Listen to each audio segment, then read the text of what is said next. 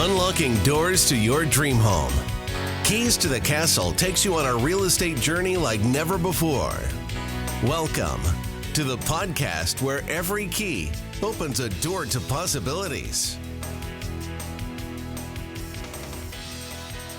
Welcome back to the Keys to the Castle podcast. I'm your host, Bisendra Melaram, joined by my two fabulous hosts, Mr. J. Marcus of Mr. Marcus's Neighborhood and Mr. Jason Kleiger, Esquire. Thank What's you, up, guys? Bisendra. Extraordinaire. It's great being here. Thanks for coming back, guys. Today, we're going to talk about getting ready to buy your first home or a home in general, because all the same rules apply, right? So, as a realtor, a real estate agent, and your friend, I normally and habitually recommend that all first-time home buyers or home buyers in general get pre-approved. People always ask me what's the first step, and that is the first step. You get pre-approved, and when I get asked why, I have not found the property that I like yet, I respond, you have no idea how much house you could afford. So that's my number one question ever asked in 21 years of practice. Why? Mr. Marcus? All starts with preparation. You said it best. You're going into this, especially even when I was buying a car, I sat there and it's like, okay, how much is my payment going to be based on this type of car, this type of down payment? And I wanted to know what I was looking at so that way when I went out there, I could find it. People that are going out there and looking at houses without knowing their buying capabilities or what that final mortgage payment's going to look like, it's almost like a recipe for disaster in certain cases, especially with this type of market that we're in where you got high prices and high interest rates. So preparation for this stuff is so crucial, and getting ahead of it to me is super important. You guys probably, or most people probably think it's like, oh, he's a mortgage lender. He wants me to come in, find a house within the first week. He can do the mortgage and make his money. And like, yeah, that's ideal and awesome. But at the end of the day, my favorite client is the person who's 3, 6, 9 months out, because I can break everything down. If I have any sort of issues, let's say if there's credit problems, they don't have enough money saved, they're going to need gift money. There's so many different pieces to this puzzle that the longer ahead of time that I have to work with it, the better I can structure a plan for somebody and implement that plan to make the transaction so much smoother down the road that you can't do this far enough in advance for me. And I try to tell people that. I tell them when I don't recommend Mr. Marcus as one of my preferred lenders, because I give everyone 3 choices, I just tell them he's my personal banker. He's the best. So I tell people all the time, get recommendations of your bank for someone to lend who's done a transaction within the last 90 days. Oh, my great-grandmother bought a house 5 years ago. No. Find someone else. Ask for recommendations and stuff like that. But to Mr. Marcus's point, yes, 1,000%, it will make your life easier to get pre-approved. Sit down with the professional, let them look at all your math, tell you, okay, based on what I'm looking at, this is the best game plan for you. This will make people don't understand. Jay's doing that, and other lenders are doing that to make the process better for them. But they're just seeing it as I don't know. I don't get too much resistance because I tell them I can't show you anything until you pre-approved. I think this generation is a little bit more Push the button in line with just the way systematically you go about doing these things. We had a lot tougher time, and maybe it also has to do with us now that we're getting to the point where we're a little bit older. When I started, I'm 25 years old. I'm talking to, a married couple in their 30s, just had a kid, and I'm a little kid to them. Now it's like they look at me and look at us like, oh, we're the older statesmen and the professionals. So there's a piece of that to this component also. But like you said on an earlier podcast, the confidence also. People want to believe and trust in people. And when you're coming across very knowledgeable, and we all have this intangible ability to create trust early in the process, and people want to attach themselves to that. So when we're having these discussions, because a lot of times I'll have people or other loan officers, real estate agents, it's like, Jay, I'm having a lot of tough times having people accepting, running credit reports or doing this analysis. And I sit there and I'm like, I have absolutely no problem with that ever. And I think it has to do a lot of it with that creation of trust early in the process, which makes people feel comfortable, know that I'm going to be looking at things and doing things in their best interest. Right. And then they feel confident to allow me to do these things. And I speak with such conviction that they are like, okay, let's do this. Let's do it the right way. And like, I get my point across. Right. And so, Mr. Kleiger. Yes. So do you agree that the first best step in purchasing a home, whether it's first time, second, or third, would be getting pre-approved to see what your purchase capability is? 100%. We've had people that come and, they don't know what they're doing because they did not go ahead and do that. And like Jay was saying, when they come in and they're unprepared and they're not counseled, essentially, they don't know what they can afford. They go ahead and they look at house X, and house X costs, $1 million, and they believe that they can afford that based on what they have in, savings and income. And they don't realize, let's say, that their credit score is awful and doesn't even qualify for, a non-QM or even or any type of mortgage out there. And, it's a waste of time for them and resources when they could have simply gone to someone like Jay or a loan officer and understand where they stand when it comes to this market too, because in this market is so competitive and prices are so high and the rates are high that going to someone like Jay, would definitely improve their chances and also make them more knowledgeable. I completely agree looking at it from the attorney side. I didn't even think about that point. Credibility as to who you put on your team as a buyer. It actually speaks volumes when your offer goes across the table, right? Because if you're a buyer and you make an offer to purchase a property, and the agent interpreting the information for the seller, because that's normally what happens, right? Their agent they selected will explain to them all the information in front of them, and one of them being, because it's normal to ask, what bank is that? Especially if they've never heard of it, right? So it's that other agent's responsibility, not really responsibility, but normally what happens is that agent will educate them. So what happens to the benefit of the buyer making the offer is that, oh yeah, that's a good bank, right? Because the average seller doesn't know. They only know the big three, big four banks, and that's it. And I tell people all the time, that's not your best option. And they ask me why. And I tell them, because a mortgage is a loan product. Like if you went to the store and you saw an aisle of toothpaste, it's all the same. Ultimately, the toothpaste people to come from. Ultimately, ultimately, it's the same, but it's different, right? And everyone has their preference, right? But you feel secure anywhere if you know that if you buy Colgate or you buy Crest, you're getting the product you're expecting.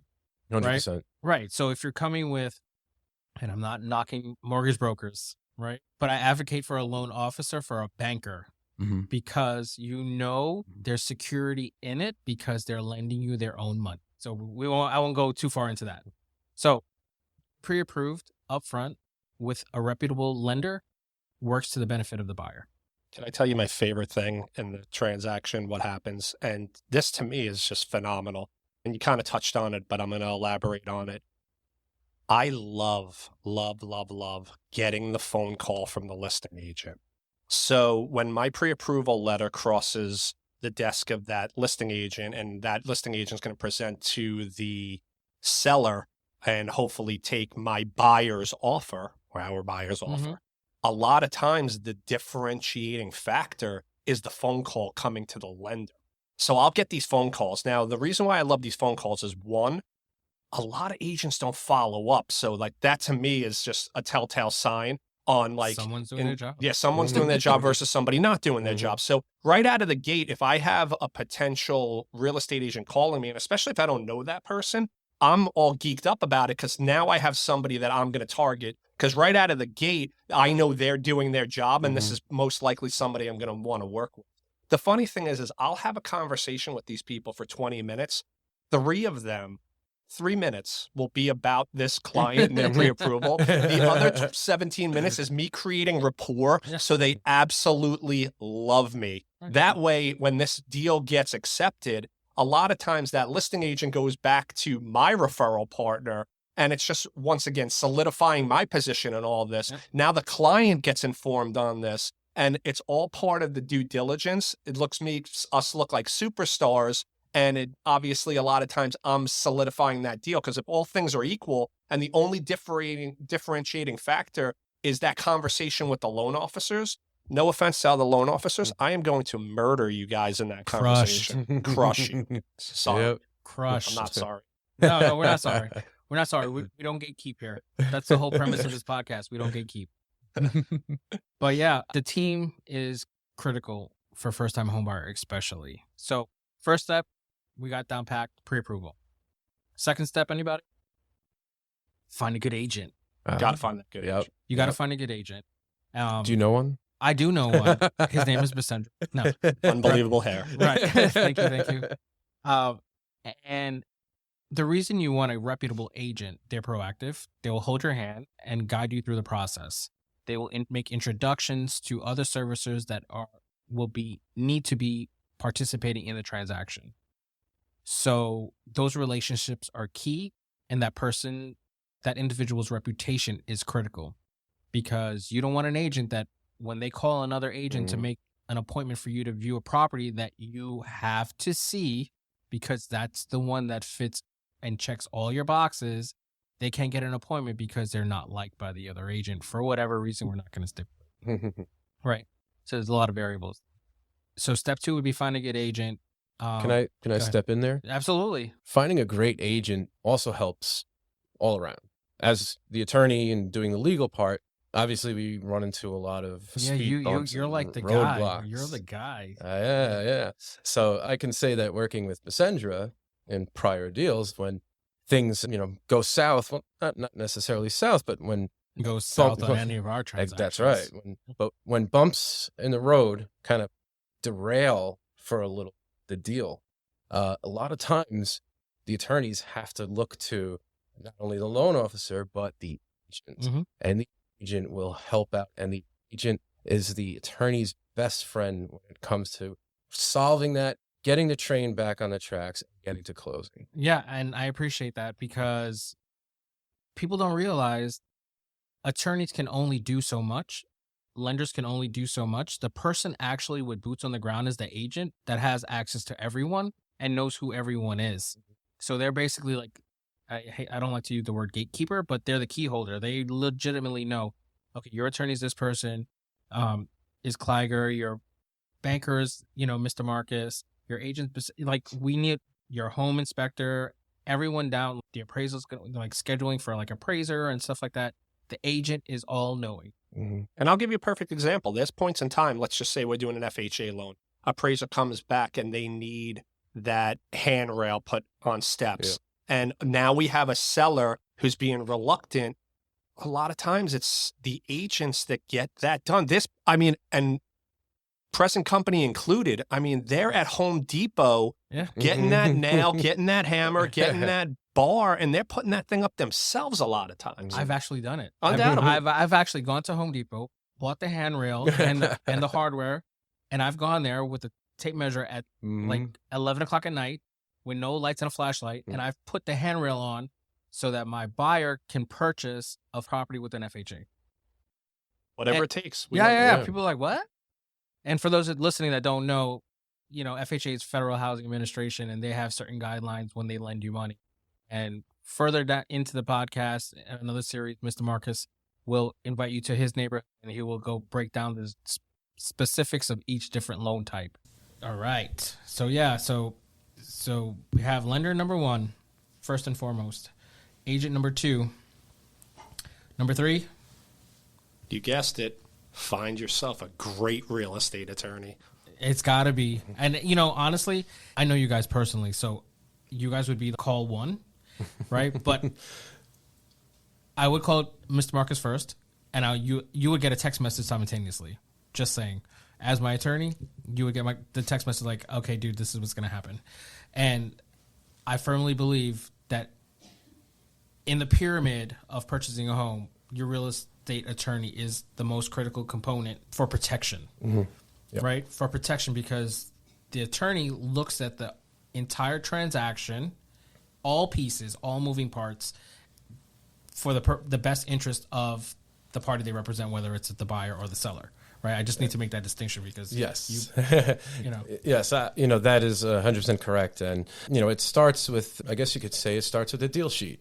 We get the deal sheet into our office. We look at it. We see the terms. We confirm the terms. Right. And then the contract drafting process begins. Right. Now, the way I go through contracts is I spend time going through it. Generally, we have writers and everything, but, in reality, sometimes other attorneys kind of slip things in there. Right. And that's why you want to have an attorney that really kind of goes over everything fine tooth and comb.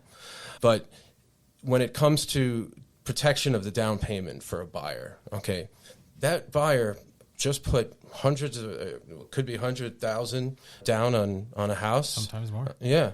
And that's at risk from the start. That's at risk.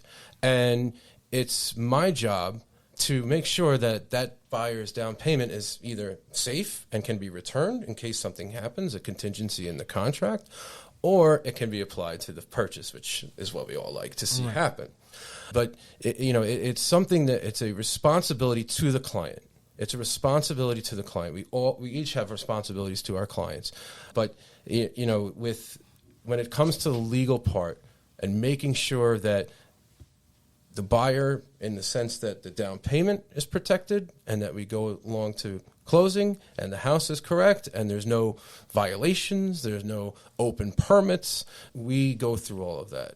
Proper certificates of occupancy, we make sure of all of that. For a seller, it's a little bit, I guess you could say, easier. However, we need to make sure that the same rules apply, but in reverse. Yeah. So, we would have where if a buyer starts either getting cold feet, they can't just walk away. All right. We have their there's down no payment. Such thing as buyer's remorse. Exactly. You put a down payment on a house, you sign on the dotted line on contract. Okay. The only way you can get out, there are a few ways that you can get out. We're not going to let everyone know those trade secrets. And then here comes the big part that's full circle right here. Right. As a seller, all right, a lot of times when you have someone who's lived in the house for 50, 60 years, there are a lot of things that they did to the house that they didn't get permits for. They added a sunroom that they never got a CO for. They have, their son living in the basement. Mm-hmm. These issues come up. And the problem is banks will not close with these issues unresolved. Yeah. Right. And also, as an attorney, you would not let your buyer close with those issues unresolved. And when I'm saying this comes full circle is that, again, we need the team to kind of work together to see what we can do. We need the real estate agent to see, okay, we'll get the inspector, we'll call the inspector, and make sure that this violation is cleared up. We need the loan officer to see, hey, maybe this one permit they can kind of waive. It depends on each, there are many factors, but, these are some of the issues, but that's why I say it comes full circle in that situation. Awesome. That's some great information. So I'm going to pull you back a little bit. So for all the agents listening, what is it that you look for on a deal sheet, other than it's being complete? Yes.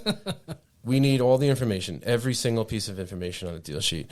We need down payment amounts. We need what kind of loan they're going for, everyone's information. And we also need license information. Right. Okay. And the more that is filled out, the better we can represent our clients. Right. More information can be put into the contract. Exactly. Because, if this is an FHA loan and they're putting down 3.5%, okay, and we don't know that based on the deal sheet, all of a sudden someone can miss something on the contract and this person is now an all cash buyer because they weren't supposed to go for an FHA mortgage in the first place. Okay. Got it.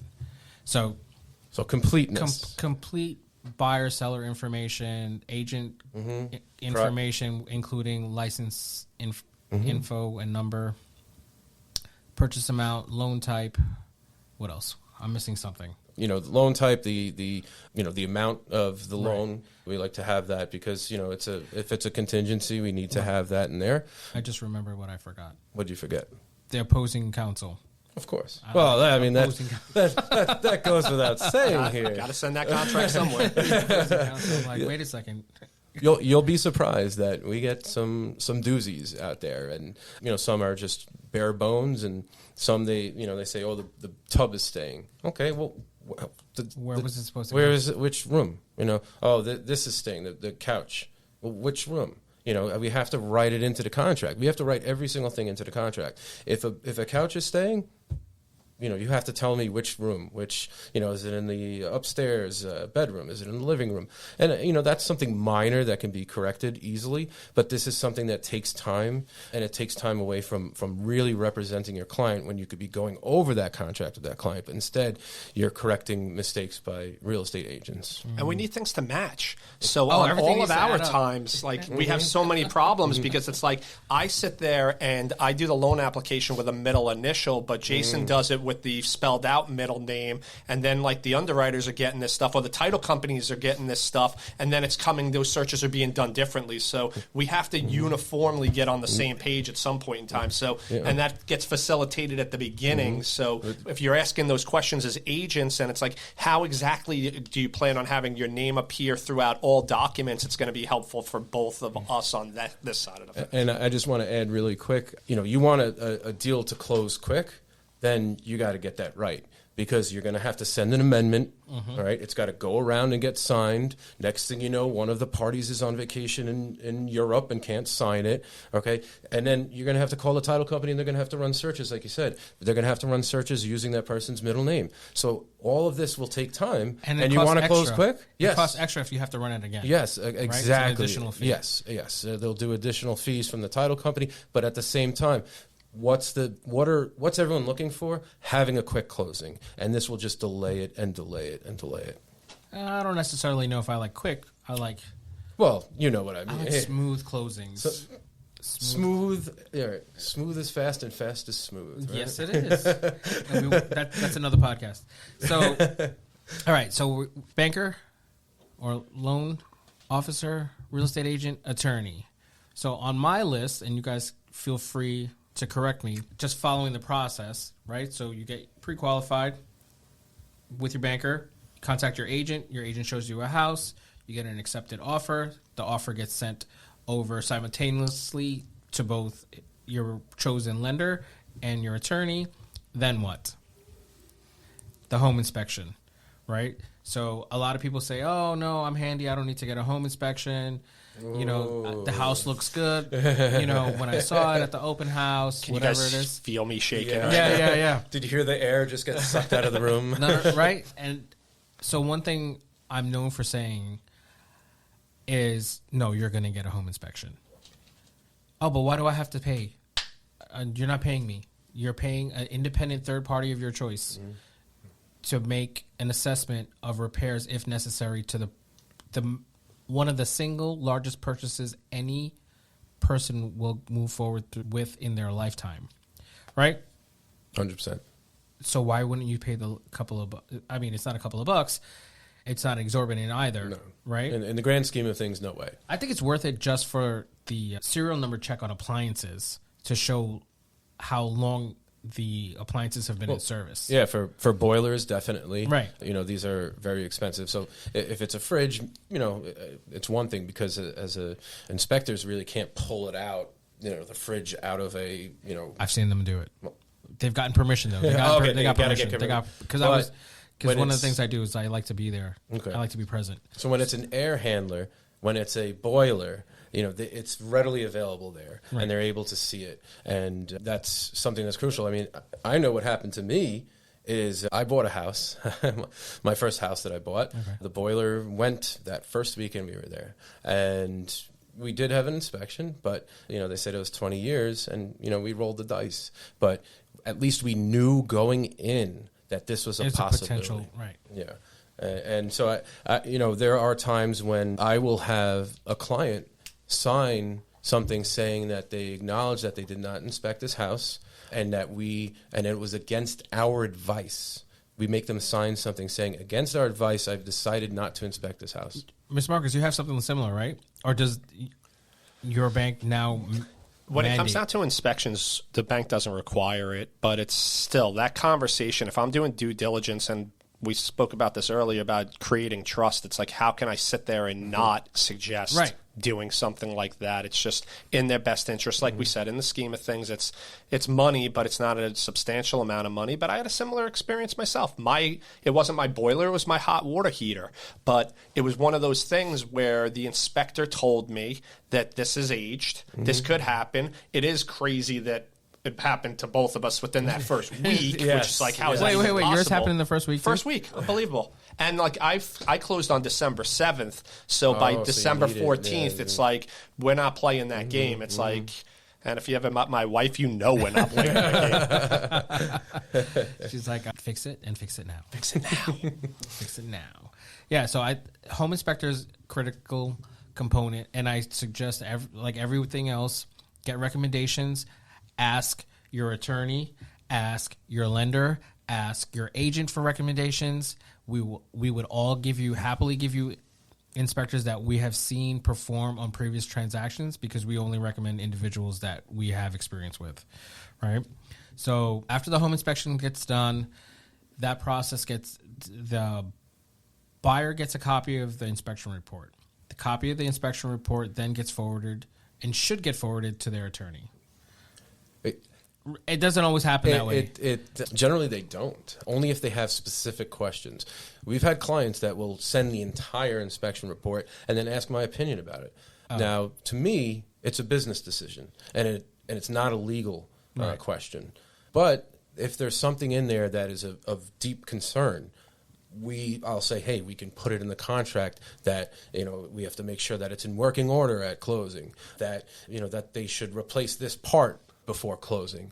So those are the items that, the specific items that clients will come to me and say, we need to fix this. We need to make sure that this is addressed in the contract, or at least very well, at least negotiated. Now, but entire wholesale inspection reports, again, this is generally a business decision that is up to the client to make. It's more for information, so that you know what you're getting yourself into. Yeah, so if a fridge is 2 years old but they don't like it, I'm not going to make an opinion on it. Right. And this is also important to know. You're hiring an inspector. Guys, there's going to be things wrong with this house. Like, if you're getting an inspection report that's clean, you need to fire that inspector. Get another there's one. no way. I've never seen an inspection report where it's like, this is perfect. Even on a new construction, they'll find the worst. something. New construction is the best, because when they will find everything. And that's what you're paying for, right? You want them to find the defects. Let's just call them defects. To make that business decision. Right. Because if you have... maybe your threshold for defects is not as high as you thought it was, and when you see it laid out black and white, you're like, wait a second, I need to rethink this. Can something be done? So I think it's a critical component that you get a home inspection done by a licensed professional prior to signing your contract with your attorney. 100%. I agree. And you did, just one thing to mention, you did mention new construction. New construction generally has a punch list that will get done after closing. It's provided for in the contract. A lot of people, and I suggest this highly, will have an inspector come in to do the final walkthrough rather than the client just doing the final walkthrough with the agent. They'll have an inspector because they'll just add all of that in the punch list. Smart. Yep. You're a smart one. That's pretty good. All right, so now we got to the home inspector. So if we're following the timeline, that gets sent back. If it's all good and the buyer understands what they're getting themselves into, that doesn't get sent to the attorney. Then we move forward, right? Then seller's attorney is going to create the contract. Then the contract gets prepared, sent over, or it actually happens simultaneously in my experience. As the inspection's happening, the seller's attorney is preparing the contract, sending it over to you for something known as redlining. Yes. Right? So do us a favor and explain to us what redlining is. Okay, so the seller's attorney always sends over the contract, like we mentioned, and then the buyer's attorney is always tasked with redlining. What redlining is we basically will go through and cross out what we don't like, what is not favorable to our buyer, and then we would insert terms that are favorable to our buyer or are industry standard. For example, the mortgage clause It usually has something along the lines of a non-governmental insured loan. Now, we don't know at that time, or we may know at that time, that our client is going to go for an FHA. So we make sure to cross out items like that. There are other things like, a 5-day limit on being able to tell the seller's attorney that they couldn't get their mortgage or they got a denial letter. Now, we all know sometimes things take a little bit longer than 5 days. So what do? We take a pen, a red line, and just cross that out. And we just say, yep, we'll let you know, but you're not going to limit us to 5 days. Right, within a reasonable amount of time. Exactly. You're not trying to waste anyone's time. But. Exactly. And most of the changes come on the seller rider, right, because that's when the seller's attorney can get all fancy and add his own language the way he likes, or he or she. And, that gets redlined as well. Then there is the buyer rider.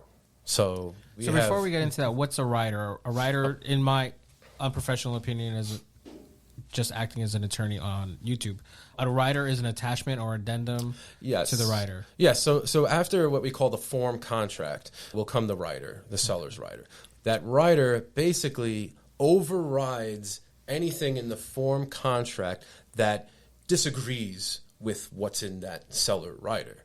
So if in the seller rider it says, this is X, okay, but in the form contract it says this is Y, now it becomes X. Whatever goes in the seller rider overrides, I always say, the form contract if there's contradictory language. Same thing for the purchaser rider. If there's something in the purchaser rider, again, overrides not only the form contract, but the purchaser rider overrides the seller rider.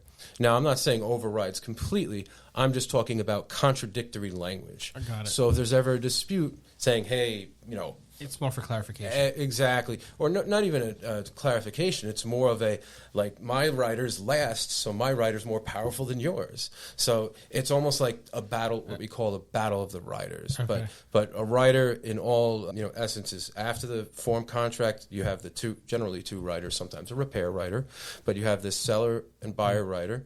And those will override any contradictory language. So it is like an addendum to the contract. And buyers and sellers don't need to be afraid because well-versed attorneys such as yourself will explain all the riders and the details. 100%. So you could, go ahead, Jay. I see you. I was just going to say that I love contracts so much that I named my son Ryder.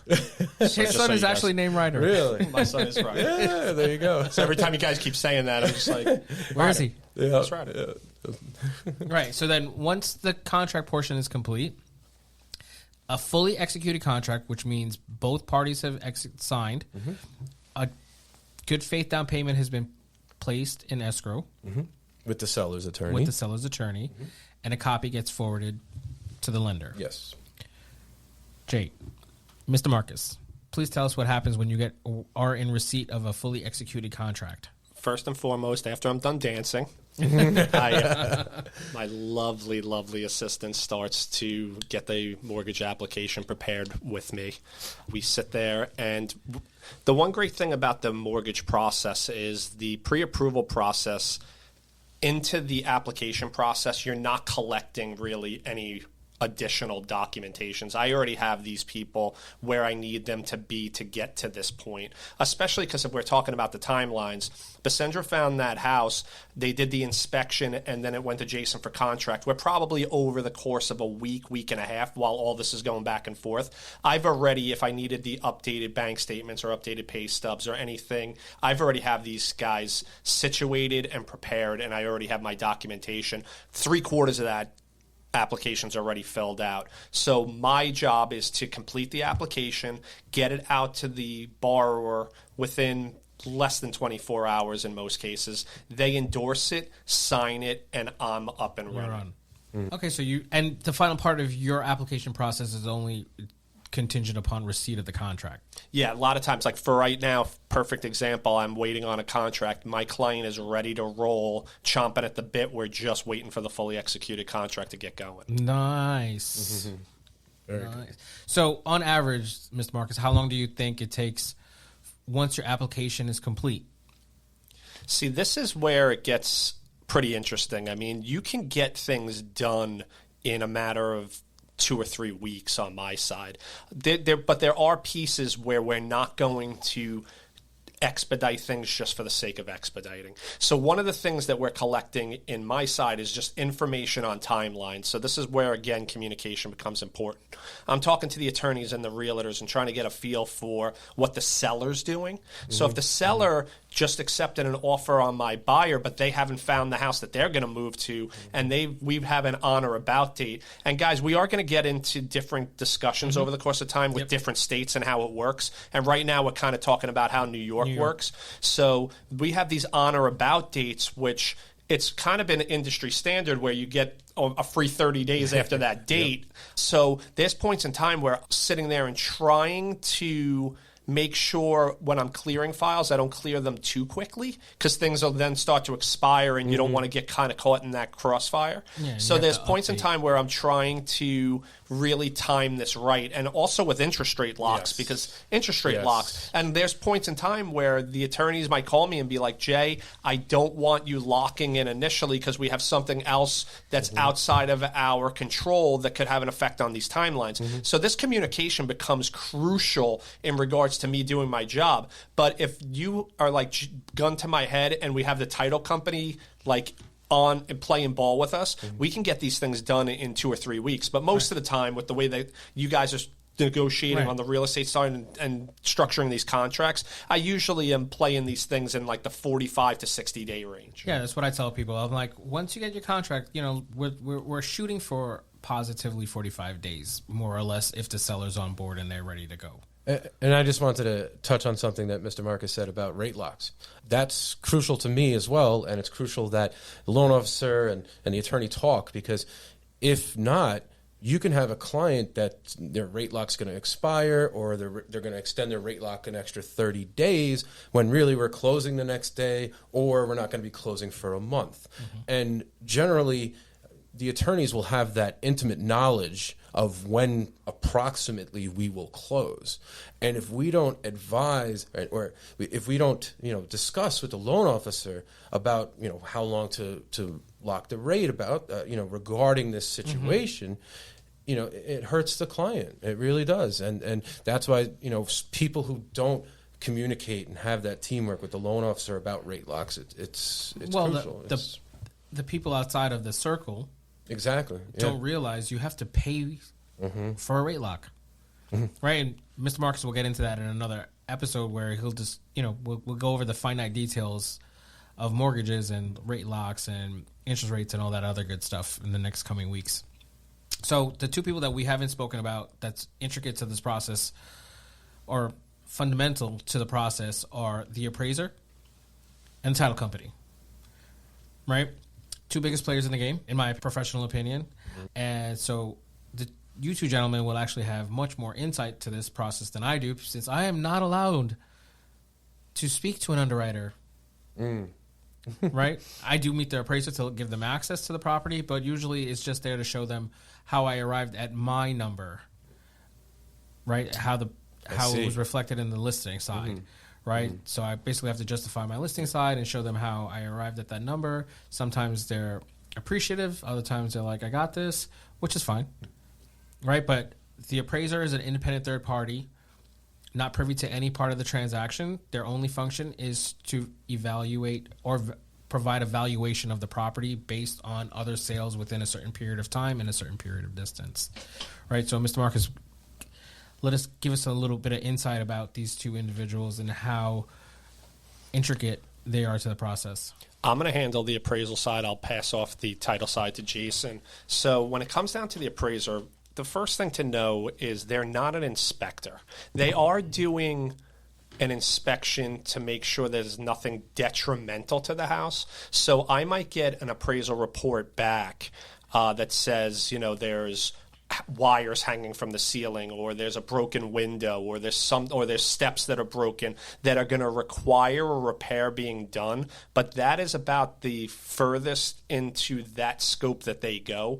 Like Bisendra said, this is all about the evaluation of value for the bank. So for us, the main component to the appraiser is coming up with the value and making sure it's in line with the contract and the loan product itself. So there are points in time where a meeting of the minds happens, a contract exists, and then the appraisal comes in short, and we have to restructure the deal. Once again, you don't want people involved in this transaction to not be the best of the best, because it creates anxiety, it creates possible conflict where these things need to be resolved, and we have a problem and we need solutions and we need people that are going to be able to handle that. So in my world, it doesn't happen often where the real estate agents and the appraisers are so far off, especially in areas where there's a lot of houses.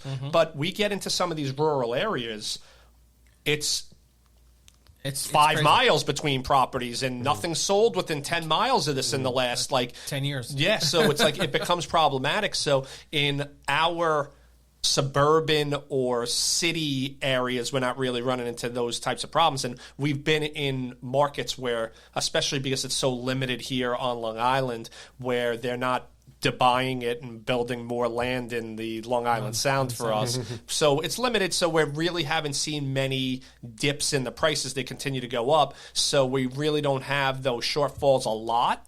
But there are those circumstances, and when those things happen, we need really strong negotiators to get us to the point where meeting of the minds occurs. So now I'll pass along to Jason on the part of the title company. The title, yeah. All right. Well, get ready to sleep. So, that was riveting, and here's my boring stuff. So the title company, as soon as a deal goes into contract, fully executed contract, we will send, as a buyer, you order what's called title report. What that does is it shows basically any kind of lien on the property, including mortgages, if there's a tax lien against one of the individuals living in the house, any judgments, and it also will show open permits, violations. We spoke about this a little bit before. And the important part is that as a buyer, you are entitled to purchase what's called insured title or insurable title. And what that means is that if you go to sell it in another, let's say, 7 years or so, and you want to, sell it clear and you don't want to have any kind of problems, you get your title policy, all right? And if something shows up that was there, let's say, 7 years ago when you bought it, the other company will indemnify it, meaning that they will basically overwrite, remove it. Yeah, exactly. Remove it or expend money. Now, the title policy has a number. It's like an insurance policy, like for your car and everything. So your car, sometimes you're covered $250,000, $500,000. Same thing with the title policy. So if you buy a house for, let's say, $600,000, and all of a sudden, and you get a title policy for $600,000. What that means is that the title company and the underwriter will insure any loss related to title up to $600,000. Now, what is related to title? It's not a home insurance policy at all. A lot of people think it's home insurance. It's not. The example I always give is that some nephew of the homeowner you bought from 60 years ago just wanders onto your property and says, my uncle gave me this property 60 years ago, and you're on my land, and there's a recorded deed already there, and your title company did. Your title company will pay for your attorneys. They don't like to, but they will pay to defend you against this claim, because it is a claim that goes towards title of the land. That's the main crux of a title policy and title insurance. As we know, the bank gets what's called an ALTA policy. We could talk about that another time. But it also shows you the open permits, the violations, and so on and so forth. Now, these are for information only. That means that it's not insured against. However, if you have a good attorney, it's in the contract that they have to give it to you without violations, with no open permits, and they have to close out permits. So that protects you as well. But the title search will show those open permits and reveal any kind of defect when it comes to violations. Right. So the title policy is basically insurance on your ownership. That no one's going to come after that policy has been instituted to stake a claim against the property you just purchased. Well, anyone can come and stake a claim for anything. Right. But it's going to defend you, right? So yes, they will pay out. If it's $600,000, then you could also get the market value rider, but no one does. If it's $600,000, your title policy, because your house was $600,000. Right, got it. And like I said, if someone comes onto your land and says that here's a deed, this is my land, or that someone died and it wasn't probated properly and therefore it's my property, or I was married this whole time and this person never divorced me, so therefore half of it is mine. That's actually very common. This stuff, just saying. Oh yeah. I've come across a few of those this year. I really have. And I'm like, wait, you got divorced how many years ago? Yep. And those are some issues that arise. And again, the title company will insure you up to $600,000 for that. Now, I'm only giving the example of a $600,000 house. Right. They will insure against however the value of the house is at the time you buy that title policy. But that's basically what they cover. Any threat to title, and a threat to title is something that will be a threat to your ownership of that property. So is there anything, Mr. Marcus, that's in the title report that's a red flag for you guys, or you guys specifically go in and look for when the underwriter makes their final decision? Because the underwriter, we didn't talk about underwriter. That's that's the person with the magic hand that signs it off. They got the keys to the kingdom. That person really does, because they can't talk to anybody. I spend most of my workday killing those people with kindness. Yeah, you have to, man. Making sure that they're my best friends. They are who gets the donuts. They get the coffees and the hugs. Yeah, there are things in title that could be problematic, but a lot of times, depending on the loan product, more of it comes from the protection by the buyer's attorney than it does with things that I'm going to run into a problem with because of Fannie Mae and Freddie Mac, which we'll inevitably get into discussing, like who's buying these mortgages on Wall Street and how they set the rules to most of this stuff. Yes. And they don't require the municipality reports, which will have a lot of these things in it. Because understand, Fannie Mae and Freddie Mac are buying loans in Boise, Idaho, and in Michigan and in all over the country, and all of these municipalities have different rules. So it's like they sit there and they're like, we're not concerned about these things because that this is different all over the place. So the banks make these decisions depending on the size of the bank in regards to what's in their best interest. So that we call them overlays, which inevitably we'll discuss. But most of the stuff on title, we don't really on the banking side have a ton of issues with. Most of it, like we said, is in protection to the client. So because I'm representing the buyer in these cases, I'm all for that also. I want them to have a clean title. There are certain things that aren't the biggest deal in the world versus things that are a real big deal. So inevitably in future podcasts, we'll discuss those types of things. But yeah, like to answer your question, there's not a ton of things on title that really we can't work with on the banking side. Okay, that's good to know. So far we have everyone that participates in the process of a home purchase. First, we have the buyer. The buyer finds and gets pre-approved with their lender. Then they find their agent, helps them find the house. Their attorney protects them during the contract closing process, right? Then we have the home inspector that helps give them insight into the property that they're buying. The appraiser that comes in to make sure that the property is worth the amount that they're paying, right? Is that a good? Yeah, perfect so far. And then we have closing that happens where everyone is involved with the addition of an additional attorney, right? The bank attorney. The bank attorney, right? So we have the buyer has their attorney, the seller has their attorney, and the bank has their own attorney. But why? To protect the bank. So no matter what, when you're talking about legal, there's protection on all sides of this. Right. And the bank is really facilitating the actual closing and the documents because they're preparing the docs.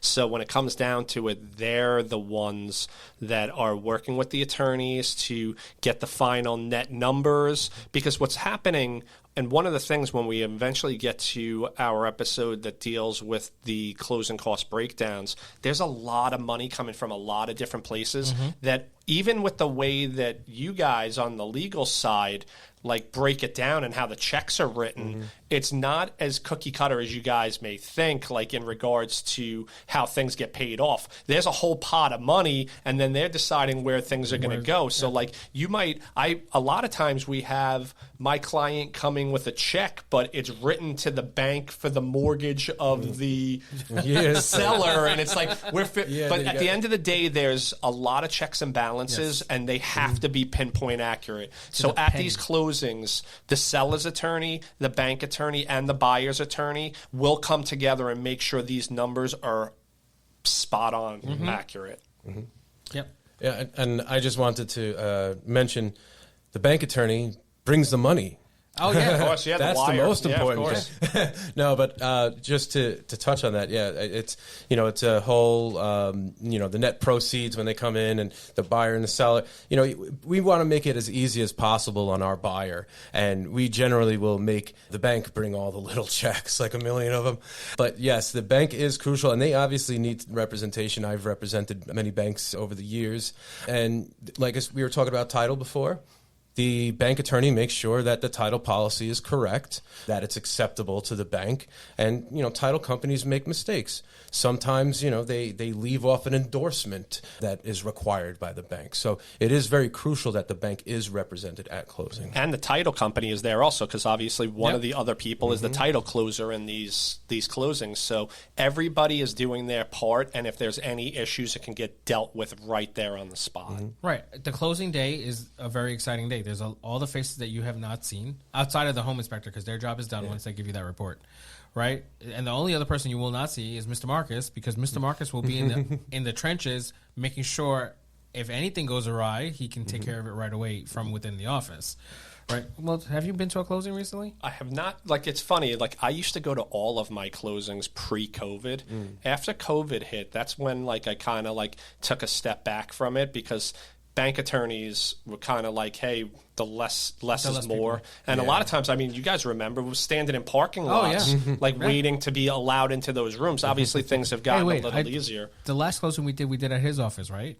We were at his office. So. He wasn't there. No, I wasn't. And they wouldn't let me in. They're like, no, it's only, it's only signatories allowed. I mean, I just actually had a closing, and the person was still afraid of COVID. Right. And he had 3 conference rooms, and each party was just separated. Right. And when that was the norm, that became the norm for a while. Yeah, it was the legal secretary was just walking back and forth with the document for people to sign.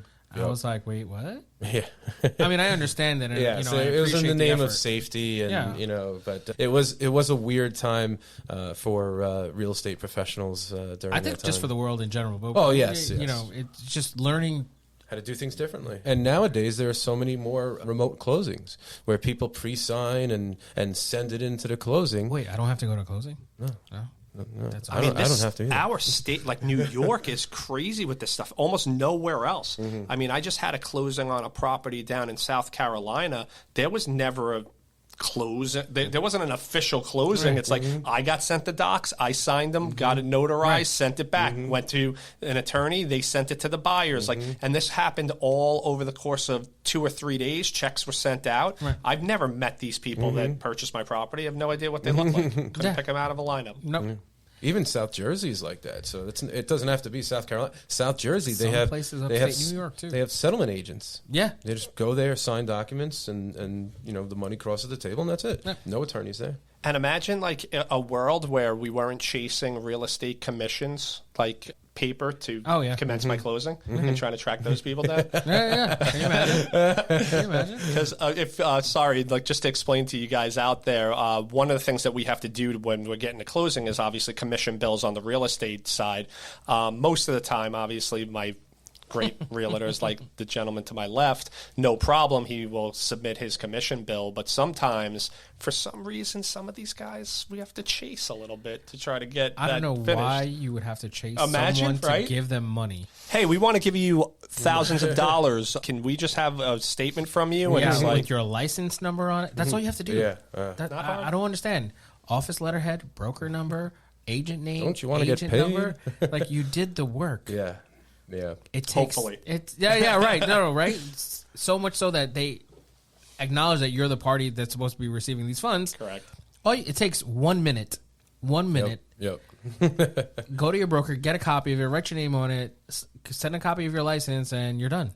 Pick up your check at closing. I don't get it. But yeah, that's a lot of information.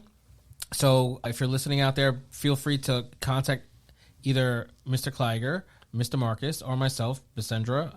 All of our contact information will be in the description below, as the first-time home buyer roadmap. And any other questions you may have, just reach out to either one of us on social media, and then we'll get back to you. Thanks, guys. That was very informative. I think I actually learned something. That's awesome. I mean, it's not like we've never done this before. So join us next week when the topic will be negotiating the purchase price. Thanks, guys. See you next week. See you guys next week. As we wrap up this real estate adventure, remember, every key we've shared opens a door to your property dreams. Thank you for joining us on Keys to the Castle. If you enjoyed the journey, please take a moment to leave a 5-star review. Your feedback means the world to us. Don't forget to follow us on social media for the latest updates. And you can find our contact information in the show description. Until next time, happy house hunting, and thank you for listening.